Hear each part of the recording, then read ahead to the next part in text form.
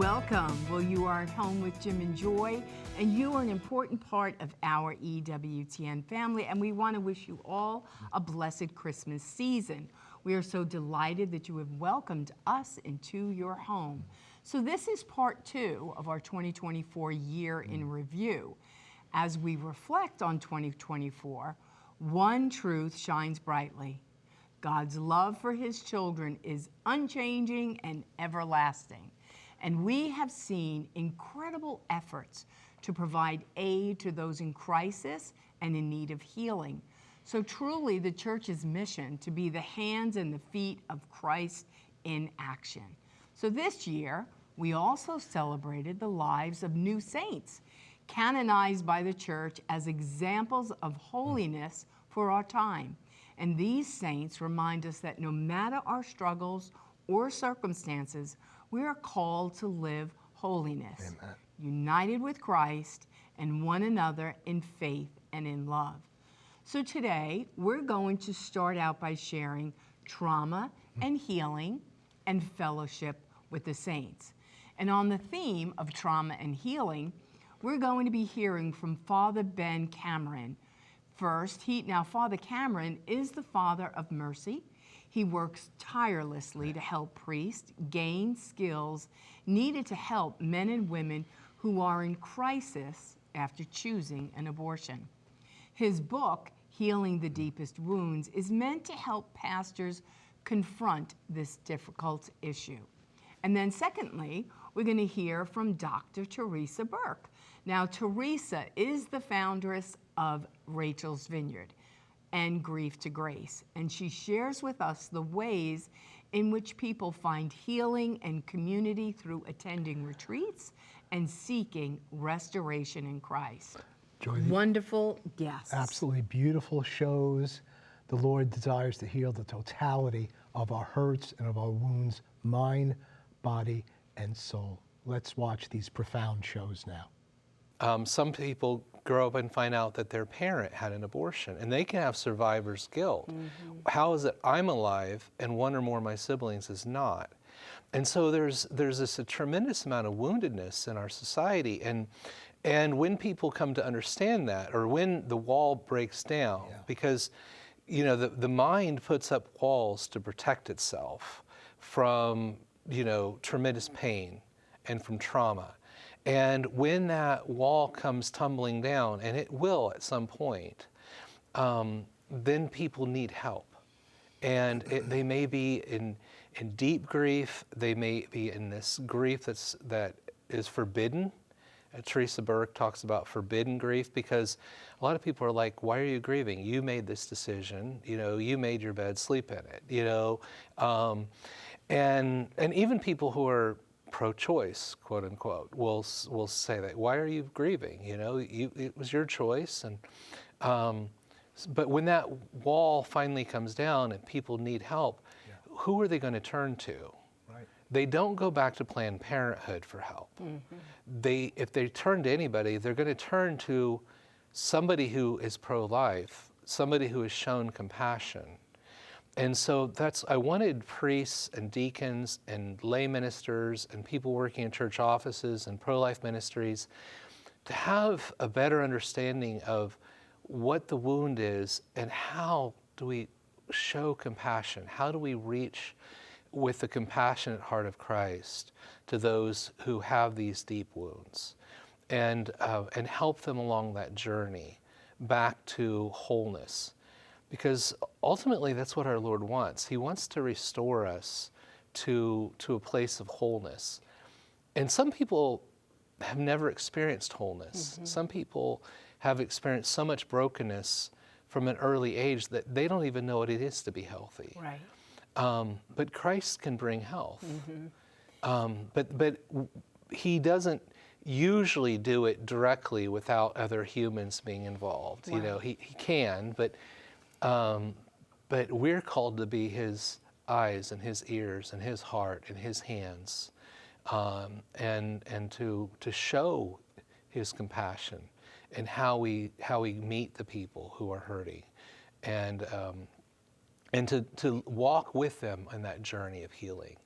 and to point out the different elements of what needs to happen for complete healing. Right. Well, you think of the statistics, 1 in 3 or 1 in 4 women, they're in the church and they're out of the church, right? So that's a whole culture that is wounded. And the last thing, when a woman is struggling with a decision, whether or not I'm going to parent this child, whether I'm going to place the baby up for adoption or I'm going to have an abortion, the culture's screaming to her, it's going to solve all your problems. Just have the abortion. It's going to be okay. You'll be fine. But like after the abortion, what happens to that woman? So let's say she makes that life choice. There are a lot of people involved. The boyfriend who maybe took her, the parents who are pressuring to have an abortion, they all become an accomplice, right? And so in her healing, as she goes forward, there's a lot of people that she has to forgive. And because everybody's a part of that, but nobody's talking about it. And so there's that guilt, there's that shame, there's that condemnation, there's that separation. And then there's the devil saying, look what you've done, right? And so the last thing he wants is her free. The last thing the devil wants. So he's going to torment her all the days of her life until someone throws her a lifeline and says, we're here to help, we're here to listen, how can we help? But so many post-abortive men and women don't know that there's healing. So we have to, as a church, as a society, as people, get the word out to say, you don't have to suffer, because they suffer in great silence. Tell our family very briefly what Rachel's Vineyard Healing Retreat weekends offer, the emotional, the spiritual elements of healing that they provide. It provides an opportunity to get away with other women and men. And we also have grandparents coming to grieve, and even those in the industry of abortion. So it's open to all sorts of people, and couples as well. So it's an opportunity to unpack the trauma experience and enter a sensory-based treatment that specializes in helping you to grieve your loss. A lot of people believe they don't have a right to grieve because it's something they chose, but we also know that there are so many people that were coerced into unwanted abortions, that many people were violating a fundamental moral code that they had. Other people just felt that they were misinformed. They weren't given all the facts about it. And so there's a lot of devastation. It's an opportunity to unpack all that and connect with your child. What do you do after these events? Is there follow-up? What's taking place? There's follow-up, and there's reunions, and there's books that we recommend. And a lot of people want to become involved in the ministry, and so they can help around it. It's the healing communities that we're creating, which are so essential, where you can live the faith. What people say after these retreats is that they don't necessarily want more therapy, but they want guidance in living the gospel, because it's saved life in many cases. And the healings and what people say are so dramatic. We've done research, we've done follow-ups, like depression inventories, anxiety inventories before and after, and it's just life-changing. Everyone uses that word, life-changing. And again, they want to go into service. They have all these gifts, and they have an incredible compassion. What people find so beautiful on the retreats is that everybody gets it.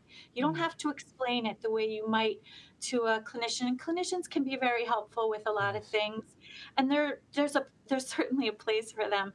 But I haven't seen anybody do what I've seen Jesus do, and this is why there's over 800,000 volunteers around the world, because they all say they want front row seats to the miracles. Honestly, Jim and Joy, it's like watching Jesus walk the earth and perform miracles right in front of your eyes. Well, Joy, what great hope. What healing works of the Lord. You can go to rachelsvineyard.org, rachelsvineyard.org, for more information. And one of the things that Teresa shared with her healing ministry from trauma is that they have 800,000 volunteers throughout the world. I had to ask her that 2 or 3 times. 800,000 volunteers. You know why? Those who are forgiven much, love much. May we be part of that church militant taking the good news of Christ to the whole world. We're going to take a break at this time. There's plenty more to come. Some more shows for you to watch. Don't go away.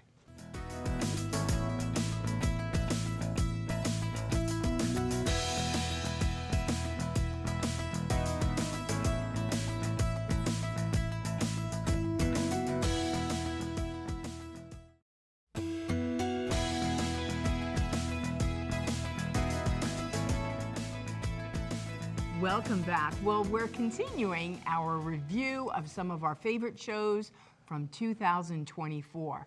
Our next guest will be discussing Fellowship with the Saints. First, we're going to hear from Deacon Matthew Hallbach. Deacon Matthew shares with us about seeing our lives from God's perspective and how the saints are great examples of that practice. His book, They Saw Through God's Eyes, shows us how God worked in the lives of saints and how their compliance with God made all the difference. And then lastly, we're going to hear from Sabrina Farisi about the life and legacy of Blessed Carlo Acutis. She shows us in her book entitled Blessed Carlo Acutis how a yes to God can make waves that inspire millions of people to grow closer to Him in the Mass and in the Eucharist. The saints are such great inspirations to us. How did they see? How did they look at things? Lord, teach us how to do that. And Carlo Acutis, a saint for this time. Let's take a look. We'll be right back. It's again kind of the premise of this book is that faith is a gift of sight. How we look and interpret the world through the eyes of faith. Another great example would be I was just at a conference in New Orleans. It's a catechetical conference. About ready to give a keynote. I come out of the hotel. Huge wind hits me. They'd had real stormy weather. My faith tells me, Ruach, this is the breath of the Spirit. Calm down. God is with you. You're going to deliver a nice message. And that's what we want with our faith. We want to be able to interpret the world around us and see the presence and the working of God, call it out, and embrace it. Yeah. And that's what these saints have done. And they've done it so well, and they're great examples. Yeah. Now, I have another story for you, but Yes. I've been telling stories. I but- want to hear stories. I feel like We another love book's stories. coming out. Oh, there might be. The other story, and it actually brings us right back here to EWTN, and that's why I wanted to tell it. This is a little later on my faith journey, a few years after Joshua and Inga and all of that at the University of Iowa. And I was working as a youth minister and a DRE in a parish. And in comes this woman, and she's frantic. And she just says, "Where's the Adoration Chapel?" I've never heard anyone like yell that before. Right. And I was like a little taken aback. I said, "It's right over here." And we take her there, and then her husband and daughter come in. And I said, "Is everything okay?" And he says, "My wife has stage 4 cancer. It's rare. We've gone all around the country looking for cures and therapies, and nothing's working." And I said, "Oh, I'm so glad you came." And he says, "Well, we're not even Catholic." And I said, "Really?" I said, "Well, I'm so glad you came. I'm so glad you came. But, you know, what can we do? Can I pray with you?" Yeah. But I said, "Do you know about adoration?" He said, "Well, we learned about it." I said, "Well, when? How?" "Well, last night we were in a motel and we were watching TV. And then this nun came on and she had an eye patch. And she said this story about adoration and about this is Jesus really present and that you can't get any closer to God on this side of heaven." And so my wife says, this is back when we used phone books with Yellow Pages. So we did advertise. We were the only Catholic church in town, perpetual adoration. This is St. Joseph's Church. And it's right there. So they came. Wow. They came. And they prayed and we prayed with them. Father Brooks came later and he prayed with them. And now here's the real kicker, okay? And this is about, again, getting back to the book and seeing with the eyes of faith.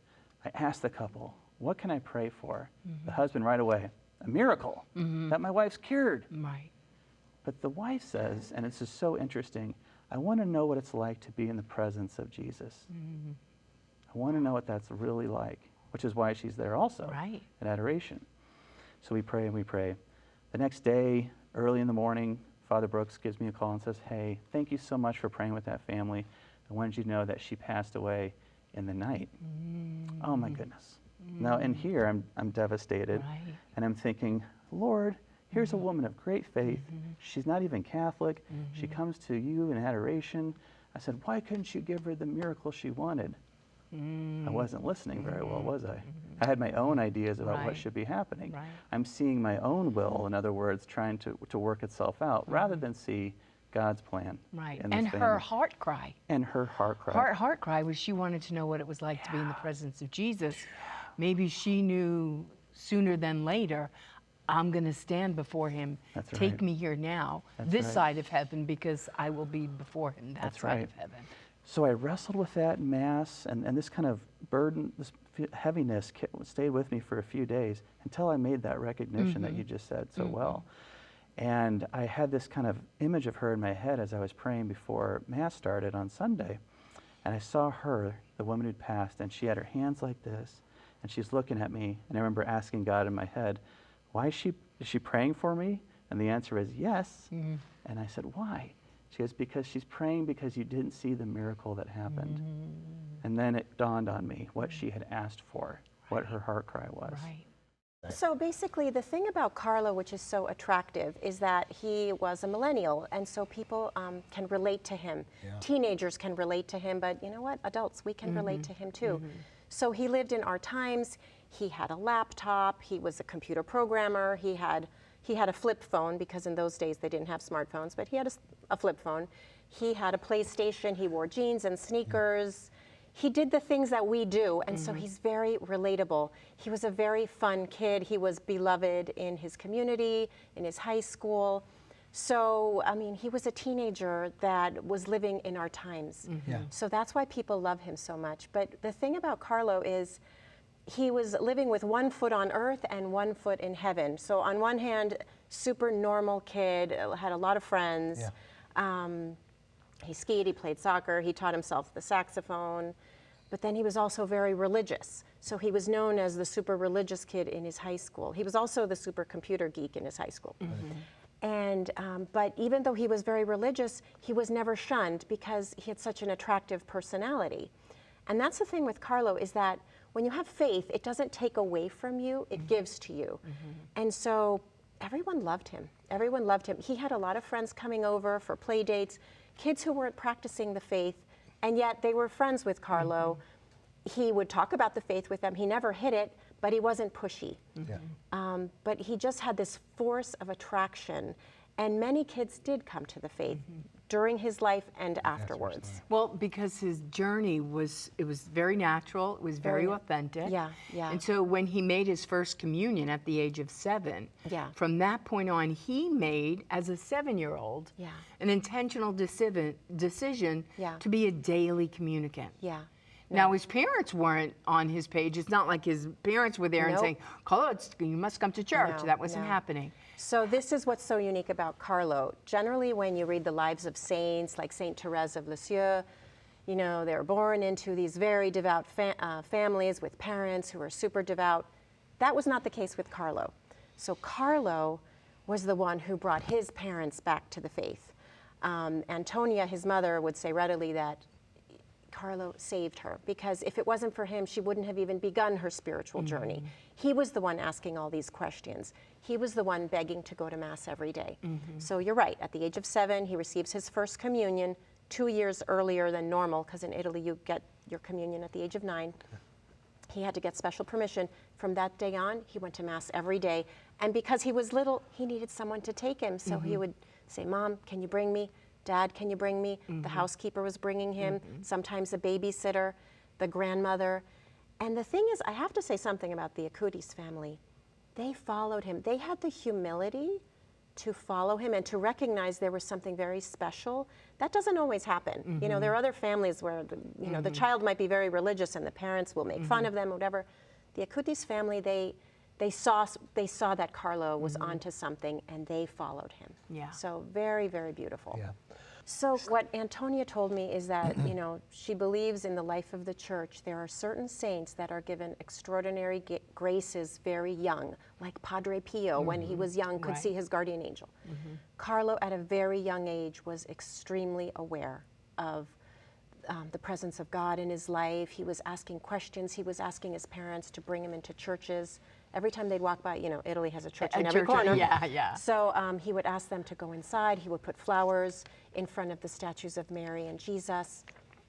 He just had this extraordinary grace and perception and desire for the Lord that was something, you know, there's a documentary in Italian where one of Carlo's cousins was interviewed, and she said, you know, Carlo was just like any other kid except for this faith, which was so big, it just like burst forth from him, and it infected all of us. Yeah.